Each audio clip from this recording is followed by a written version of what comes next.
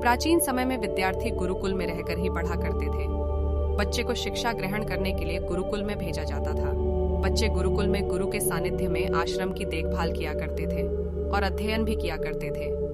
वरदराज को भी सभी की तरह गुरुकुल भेज दिया गया। वहां आश्रम में अपने साथियों के साथ घुलने मिलने लगा, लेकिन वह पढ़ने में बहुत ही कमजोर था।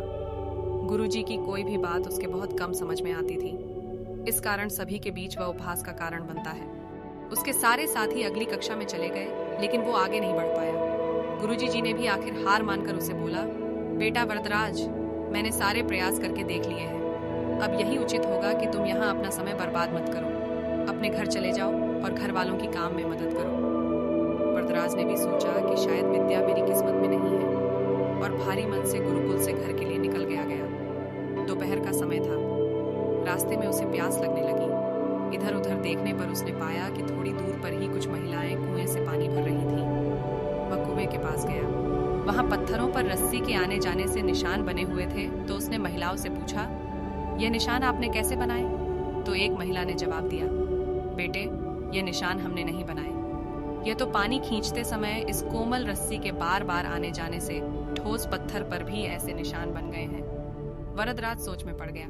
उसने विचार किया कि जब एक कोमल से रस्सी के बार बार आने जाने से एक ठोस पत्थर पर गहरे निशान बन सकते हैं, तो निरंतर अभ्यास से मैं विद्या ग्रहण क्यों नहीं कर सकता।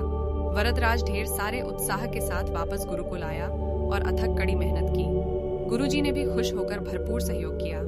कुछ ही सालों बाद यही मंदबुद्धि बालक वरदराज आगे चलकर संस्कृत व्याकरण का महान विद्वान बना, जिसने लघु सिद्धांत कौमुदी, मध्य सिद्धांत कौमुदी, सार सिद्धांत कौमुदी, गीर्वाण पदमंजरी की रचना की। शिक्षा, दोस्तों, अभ्यास की शक्ति का तो कहना ही क्या है। यह आपके हर सपने को पूरा करेगी। अभ्यास बहुत जरूरी है, चाहे वो खेल में हो या पढ़ाई में या किसी और चीज में। बिना अभ्यास के आप सफल नहीं हो सकते हो। अगर आप बिना अभ्यास के केवल किस्मत के भरोसे बैठे रहोगे, तो आखिर में आपको पछतावे के सिवा और कुछ हाथ नहीं लगेगा। इसलिए अभ्यास के साथ धैर्य, परिश्रम और लगन रखकर आप अपनी मंजिल को पाने के लिए जुट जाएं।